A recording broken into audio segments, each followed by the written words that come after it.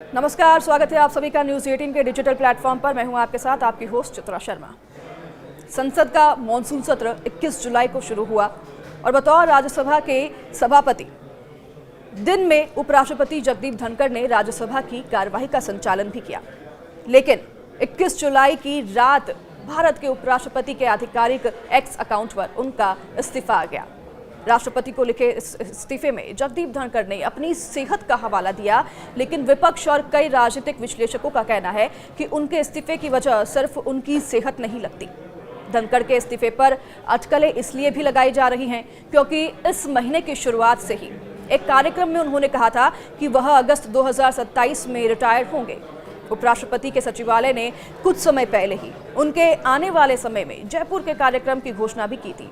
इतना ही नहीं, अपने इस्तीफे वाले दिन धनखड़ ने 3 बैठकों की अध्यक्षता भी की थी और उन बैठकों में शामिल कुछ सांसदों ने बाद में कहा कि बैठकों की चर्चा में कहा था कि ऐसा नहीं लग रहा है कि वह इस्तीफा दे सकते हैं, क्योंकि बैठकों का उन्होंने पहले से ही ऐलान कर दिया था और ये सभी के लिए चौंकाने वाला रहा जब उन्होंने अपने इस्तीफे की घोषणा की। तो वहीं विपक्ष के साथ साथ कई राजनीतिक विश्लेषक भी धनखड़ के इस्तीफे की वजह सिर्फ सेहत नहीं मान रही हैं। जो कुछ भी हुआ है वह करीब शाम 4 बजे और 8 बजे के बीच उन 4 घंटों में हुआ। 4 बजे उन्होंने बीएससी बिजनेस एडवाइजरी कमेटी की अपनी दूसरी मीटिंग भी रखी थी, जिसमें बीजेपी के नेता नहीं आए। जेपी नड्डा, किरण रिजिजू, अर्जुन राम मेघवाल, और उसके बाद से एकदम से चीज़ें बढ़ते बढ़ते शाम को इस्तीफे में इसका पटाक्षेप हुआ।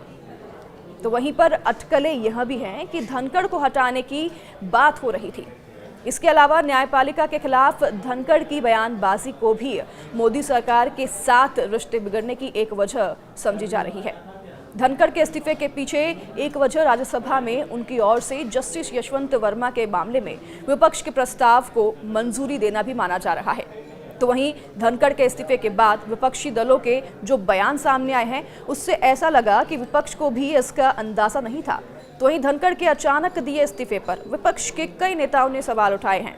धनखड़ के इस्तीफे की चर्चा सभी के ज़बान पर है, लेकिन क्या आप जानते हैं कि राजनीति में एंट्री करने से पहले जगदीप धनखड़ एक नामी वकील रह चुके हैं। न्यायालय में उन्होंने कई हाई प्रोफाइल केस लड़े हैं, लेकिन इस बारे में बहुत ही कम लोग जानते होंगे कि वो सलमान खान का भी केस लड़ चुके हैं और उन्हें जमानत दिलाने में काफ़ी मदद भी धनखड़ ने की है। वो पहले वकील थे जिन्होंने सलमान खान का काला हिरण वाला जो केस था उसको लड़ा था। ये मामला 27 साल पुराना है, साल 1998 का। साल 1998 के काला हिरण शिकार मामले में जगदीप धनखड़ सलमान खान के साथ साथ अन्य एक्टर्स जैसे कि सैफ अली खान, तबू, नीलम और सोनाली बेंद्रे, इन सभी कलाकारों के वकील भी रह चुके हैं और उन्हें बेल दिलाने में उनकी मदद की थी। जोधपुर पुलिस के जब उन्हें अरेस्ट किया गया था तो धनखड़ ही वो पहले वकील थे जिन्होंने उनका केस लड़ा था। और इन कलाकारों पर सूरज बड़जात्या की फिल्म हम आपके हैं कौन की शूटिंग के दौरान काला हिरण शिकार का आरोप लगा था, जिसका खामियाजा आज भी सलमान खान को उठाना पड़ रहा है, जिससे आप सभी वाकिफ हैं। तो वहीं धनखड़ के इस्तीफे पर अब विपक्ष पुरजोर तरीके से हमलावर मोड में है। कांग्रेस अध्यक्ष मल्लिकार्जुन खड़गे ने रविवार को कहा कि उन्हें जगदीप धनखड़ के उपराष्ट्रपति पद से इस्तीफा देने की असली वजह के बारे में कोई जानकारी नहीं है। तो उन्होंने ये भी कहा कि धनखड़ को ये बताना होगा कि असली वजह आखिरकार क्या है, असल में क्या हुआ था, क्योंकि मामला उनके और प्रधानमंत्री नरेंद्र मोदी के बीच का है, ये खड़गे का कहना है। तो वहीं राज्यसभा में नेता प्रतिपक्ष ने यह भी कहा कि धनखड़ ने हमेशा सरकार का पक्ष लिया है। उन्होंने आगे कहा कि जब भी विपक्ष ने मुद्दे उठाने की कोशिश की, चाहे वह किसानों या फिर गरीबों से संबंधित हो या विदेश नीति से जुड़ा हो, उन्होंने कभी भी यानी कि धनखड़ ने कभी भी विपक्ष का साथ देने की या फिर ऐसा करने की अनुमति जो है विपक्ष को नहीं दी।